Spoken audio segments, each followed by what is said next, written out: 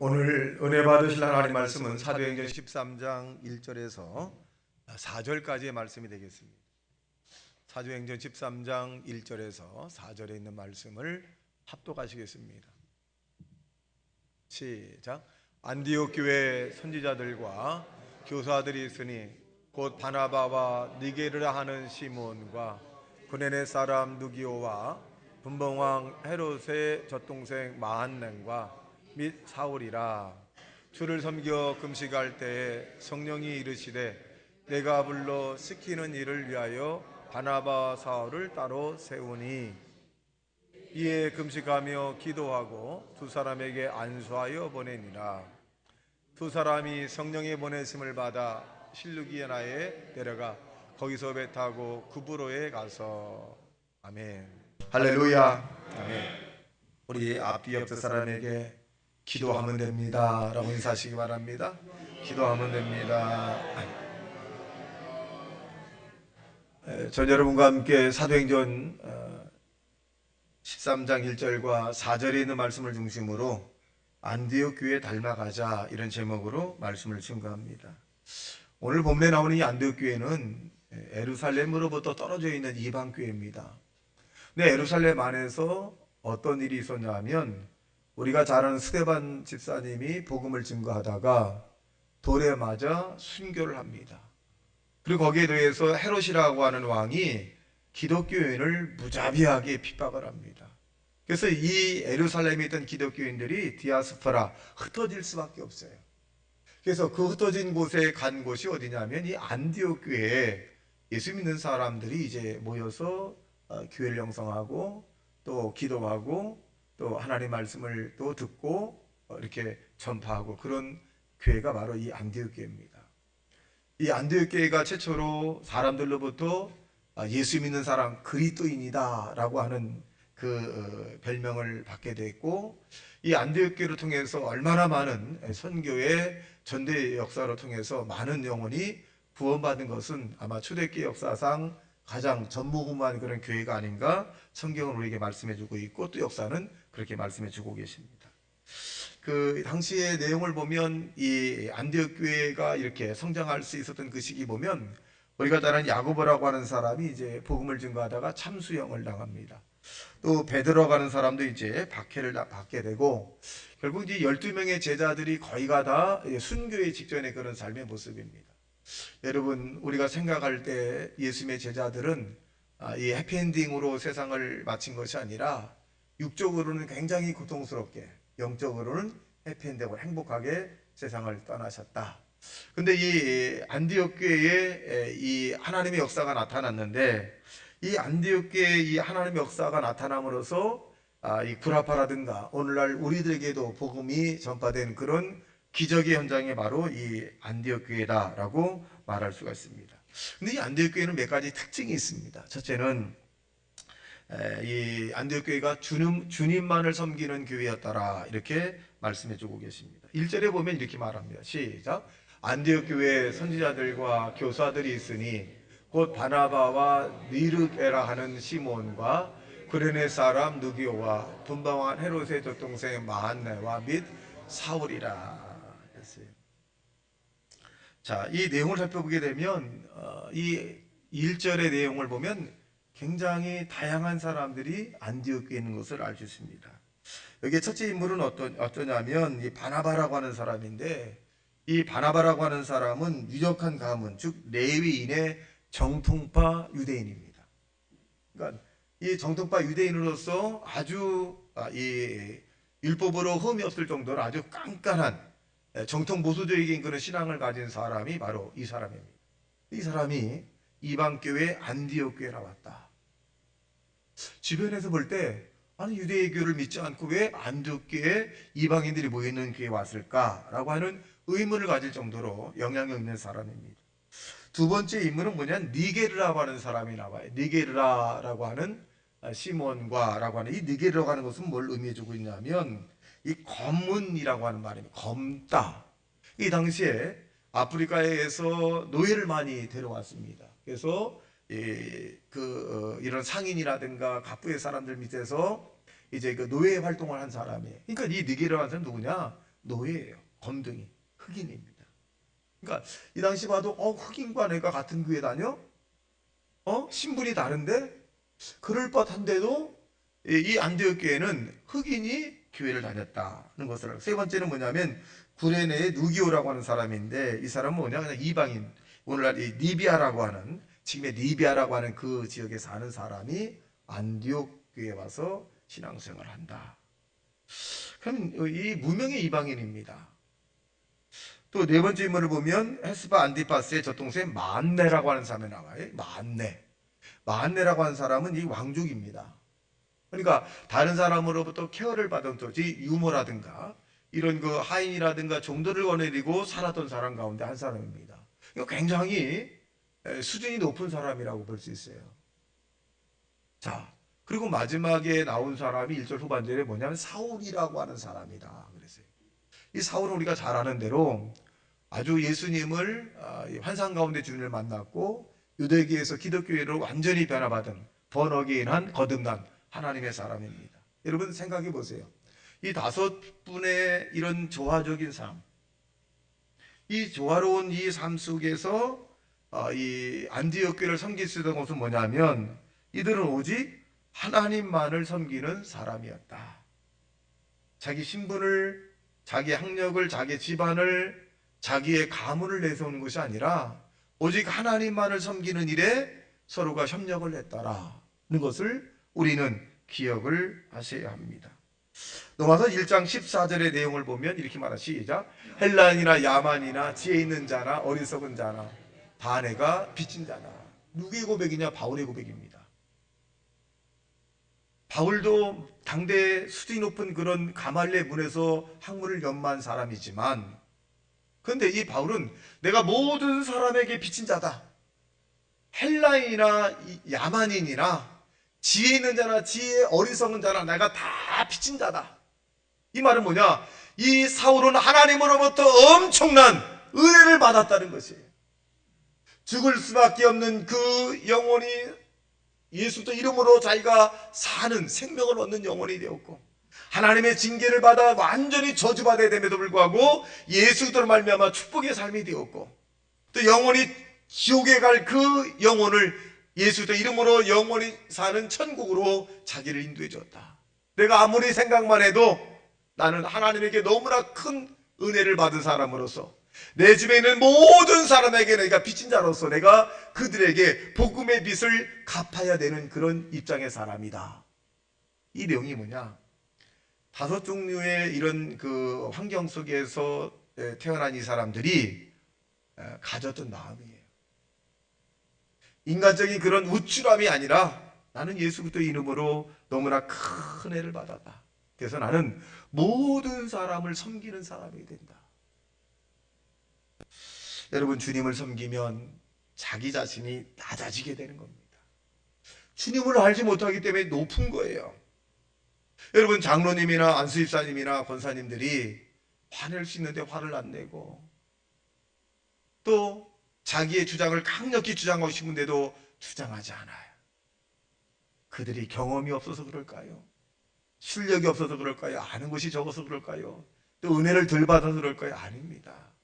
은혜를 많이 받아보니까 자기를 내세우고 자기를 드러내고 자기를 자랑하고 자기를 이 많은 사람 앞에 나타내는 것은 다 부질없는 짓이다. 내가 다 해봤다. 은혜 받은 내가 그래도 내가 참고 인내하고 그래도 내가 기도해야 되겠다. 여러분, 은혜를 받은 사람은 바울처럼 나는 십자가와 예수만을 자랑할 것이고 나의 모든 자랑은, 나의 모든 의의는, 나의 모든 것은 배설물처럼 여길 것이다 라고 한 바울의 신앙이 은혜에서 나왔다는 사실로 믿게 되기를 주님의 이름으로 축원합니다. 그래서 저와 여러분은 이 안디옥 교회가 하나님만을 섬긴 것처럼, 여러분, 저와 여러분이 마음과 뜻과 정성을 다해서 하나님만을 섬기는 믿음의 사람이 되시기를 주님의 이름으로 축원합니다. 여러분이 다른 사람의 칭찬을 주을 때도 아닙니다. 하나님이 나에게 능력을 주었습니다. 하나님이 나를 보살펴 주었습니다. 하나님이 나를 생명을 연장해 주었습니다. 하나님의 도움이 없으면 나는 한치도 살아갈 수 없습니다.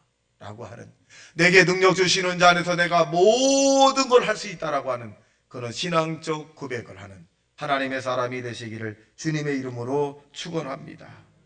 그래서 교회라고 하는 것은 누구든지 들어올 수 있어야 돼요. 술 취한 사람도, 사기꾼도, 도둑놈도, 또 부도덕한 사람도, 또 윤리적이지 못한 사람도 다 들어와서 예수를 만나는 것이 교회입니다. 여러분, 교회라고 하는 말을 죄송하지만 헬라어로 에클레시아라고 하는 말이에요. 에클레시아라고 하는 그 원어가 뭐냐? 어둠에서 불러내었다 말이에요. 죄 가운데서 불러내었다 이 말입니다. 저와 여러분 다 죄 가운데 있었고, 다 어두운 가운데 있었고, 다 윤리적이지 못했고, 도덕적이지 못했고, 그리고 다 하나님의 원수 아래 있던 어둠 속에 있던 사람들이었습니다. 그런데 예수의 이름으로 성령으로 저와 여러분을 다 어둠에서 빛으로 인도해서 영원한 나라, 생명의 나라로 인도함을 받았기 때문에 우리는 사나 죽으나 예수 그리스도를 자랑하는 하나님의 사람이 되시기를 주님의 이름으로 축원합니다. 하나님만을 섬기는 자가 되어야 돼요. 예수님의 제자들이 예수님에게 이 세상에서 가장 큰 계명이 무엇입니까? 그랬어요. 물론 이 제자들이 십계명을 몰라서 그럴 거예요? 아닙니다. 근데 예수님이 이런 말씀하십니다. 마음과 뜻과 정성을 다하여 주 너희 하나님을 사랑하고 내 이웃을 내 몸과 같이 사랑하라 는 것입니다. 하나님을 사랑하는 자는 보이는 사람을 사랑할 수 있고, 하나님을 사랑하지 않은 자는 보이는 사람을 사랑하지 못합니다. 여러분, 보이지 않는 하나님을 사랑한다는 것은 보이는 사람을 사랑한다는 것입니다. 여러분, 사랑은 하나님이 보내신, 하나님이 사랑의 대상으로 섬기는, 사랑하는 사람을 사랑하는 것이 사랑입니다. 그러므로 저와 여러분이 예수 그리스도 안에서 하나님만을 섬기는 안디옥 교회 교인들처럼 저와 여러분도 하나님만을 섬기는 하나님의 사람이 되시기를 주님의 이름으로 축원합니다. 두 번째로 보면 이 안디옥 교회는 금식하는 교회였다 이렇게 말합니다. 여러분, 이 안디옥 교회는 어떻게 보면 아주 기도를 열심히 한 교회예요. 오늘날에는 금식을 많이 하지 않습니다만은 7, 80년대에 보면 금식의 일들이 많아요. 금식하는 일들이. 제가 학교 다닐 때도 신학대학생들이 결혼을 하면 신혼여행을 어디로 가나? 정답 1번 기도원. 무조건 기도원이에요. 3일 금식하고 그다음에 신혼여행 가는 거예요. 오늘날에는 신학대학생들에게 신혼여행을 어디로 가느냐? 외국 1번. 그리고 제가 학교 있을 때 매주 화요일 날은 산에 가서 기도해야지 학점이 나갔어요. 밤새도록 10시부터 새벽 4시까지 소나물 붙든지 잣나물 붙든지 붙들고 자지간 하고, 겨울에는 김장 비닐을 쓰고서 기도해야 돼. 그 학점이 나가. 얼마나 추운지. 새벽에 안 올 것 같더라고. 너무너무 추워. 학점을 따려면. 오늘날 학생들 이끌고 산에 가자고서 산기도 하자 그러면 아이고 무슨 추운데 아이고 산에서 기도하나 교회에서 기도하나 영은 다 똑같은데 똑같아요. 똑같아요. 초대교회 때는 금식을 많이 했습니다. 이 먹는 금식을 하는 것뿐만 아니라 눈의 금식, 보는 것도 굉장히 조심해야 합니다. 말하는 것도 금식을 해야 돼. 듣는 것도 금식을 하고, 우리의 삶의 모습이 절제된 그런 모습으로 살아가는 것이 참된 금식입니다. 여러분, 내가 금식을 했다면 그 금식을 먹을 것을 내가 안 먹었다면 그 안 먹은 만큼 절약을 해서 우리 주변에 있는 사람을 도와줘야 돼요.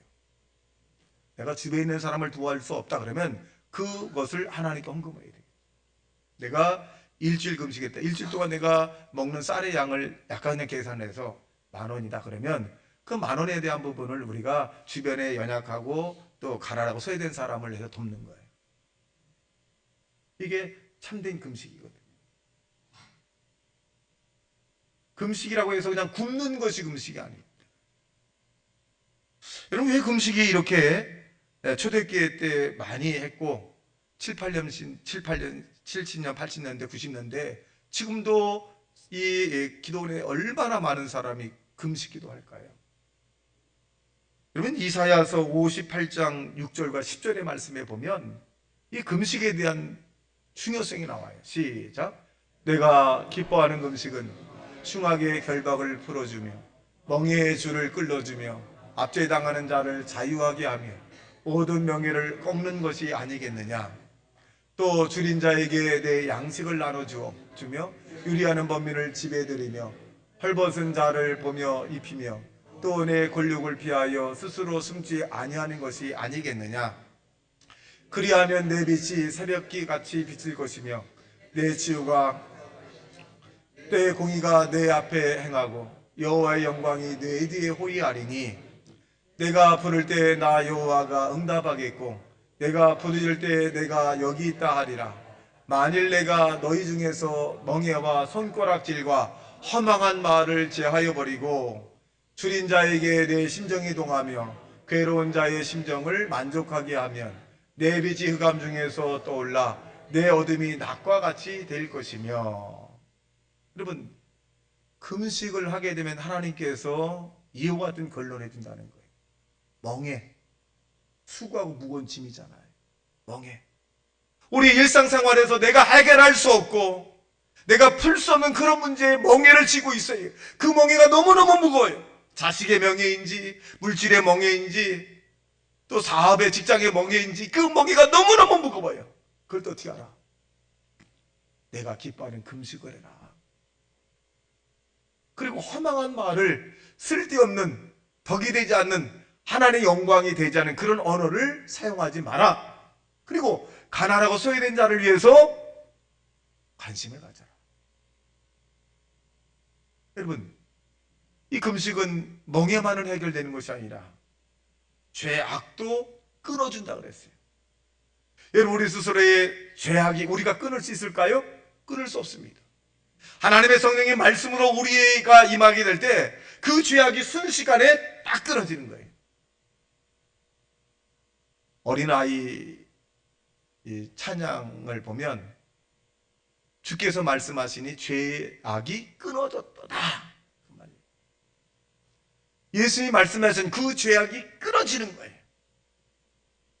여러분, 금식을 할 때 여러분, 우리의 과거, 현재, 미래의 죄에 우리를 얽매이고 하나님과 관계를 끊어버리고 사람과의 관계가 단절시키고 우리를 자꾸 사망의 궁덩이로, 나쁜 습관으로 끌어가는 그 악한, 그 나쁜 죄악의 습관을 우리가 금식을 통해서, 말씀을 통해서 끊어진다는 사실로 믿게 되길 주님의 이름으로 축원합니다. 더 나아가서 내 치료, 내 빛이 흑암 중에 떠올라 내 어둠의 낮과 같이 될 것이며 라고 했고, 또 내 병을 치료해 주리라 그랬어요. 병을 치료해 주리라. 여러분, 금식은 우리의 병을 치료해 주는 능력이 있어요. 물된 농산과 같겠고 하나님의 응답이 우리에게 쏟아집니다. 9절에 보면 이렇게 말씀합니다. 시작. 내가 부를 때에는 나 여호와가 응답하겠고 내가 부르짖을 때 내가 여기 있다 하리라. 만일 내가 너희 중에서 멍에와 손가락질과 허망한 말을 제하여 버리고. 여호와 앞에 우리가 부르짖는데 손가락질을 왜 할까요? 아이고 쓸데없는 사람, 아이고 저런 사람, 뭐 남을 비난과 비판할 때 손가락질, 이걸 하지 말아요. 이 손가락질, 상대방을 하게 될 때 내 손가락, 세 손가락은 나를 향하는 거거든요. 성경은 손가락질과 허망한 쓸데없는 말을, 믿음의 말이 아닌 감정적인 말이라든가 이런 말을 제하여 버려라. 그럼 나 여호와가 내가 부르짖을 때 내가 응답할 것이다, 이 말입니다. 여러분, 우리가 하나님 앞에 부르짖을 때 하나님 응답하시면 그것이 응답입니다. 응답이에요. 우리는 하나님 앞에 응답받을 수 있는 그런 조건을 가졌어요. 예수 그리스도 이름으로. 여러분, 살아있다는 것은 기회가 있는 것입니다. 여러분, 믿음으로 하나님 앞에 기도할 수 있다는 것은 응답받을 수 있다는 것입니다. 여러분이 하나님 말씀을 인정한다는 것은 어떤 병이든지 치료받을 수 있다라고 하는 것입니다. 여러분, 성경은 예수를 만나 안진뱅이가 걷게 되고 눈먼 장님이 눈을 뜨게 되고 죽은 자가 살아나고 허리가 꼬부러진 자를 하나님이 펴주고, 여러분, 이 성경은 불가능한 것을 가능케 하고 안 되는 걸 되게 하고 부족한 것을 채워주는 것이 하나님의 능력입니다. 우리가 하나님을 위해 섬기고 하나님 우리를 왜 선택하셨을까요? 하나님은 능력이 많으시고 우리는 부족해요. 하나님 우리를 도와주시려고 우리는 도움을 받아야 됩니다. 우리는 어찌하든 간에 하나님의 도움을 받아야 살아가는 존재예요. 하나님의 도움을 받길 원하는 사람은 기도해야 되는데, 여러분, 기도하지 않는다는 것은 뭐냐? 하나님의 도움이 필요 없습니다. 그러니까 내가 부를 때 나 여호와가 응답하겠다고 말씀했지, 내가 부르지 않는데 나 여호와가 짠하고 나타나서 너를 도와주겠다라고 말씀하지 않습니다. 너는 내게 부르지라 내가 응답하겠고 내가 알지 못한 크고 비밀한 일을 내게 보여주리라 라고 말씀합니다. 여러분, 어떤 기독교인이 하나님께 은사를 많이 받았습니다. 근데 황실에서 아주 수고한다고 해서 그 기독교인을 초청을 했어요. 그래서 황제가 아이고 고생을 많이 한다고, 귀신을 쫓아내고 병든 자를 고치는데 얼마나 고생이 많냐.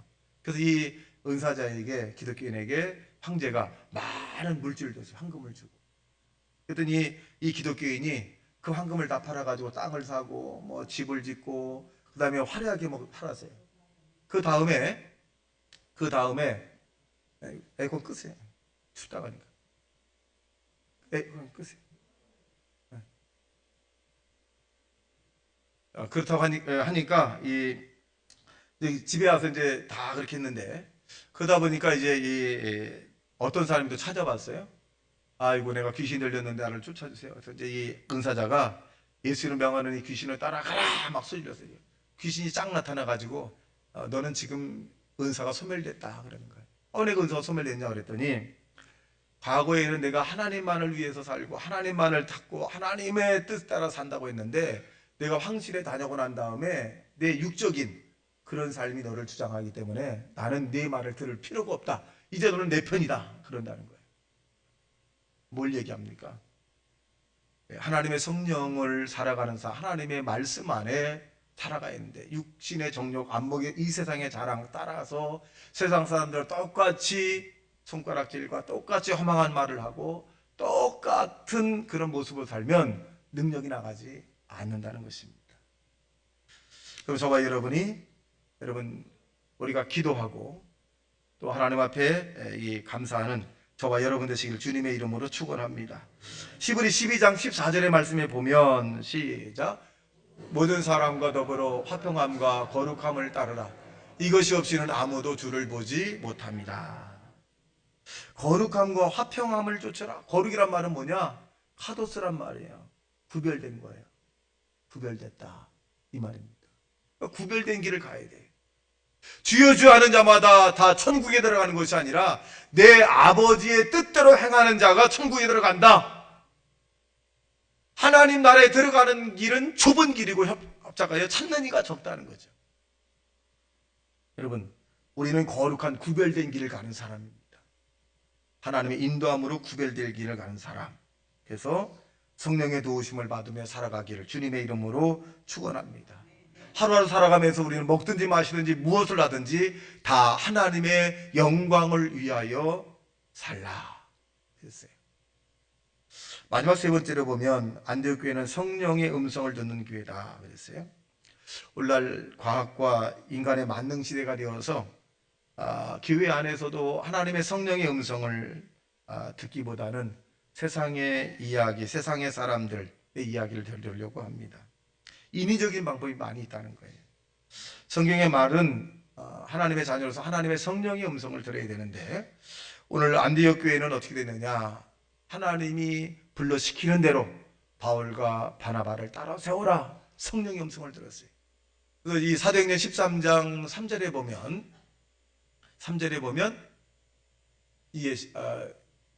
2절 시작. 2절 보겠습니다. 2절 시작.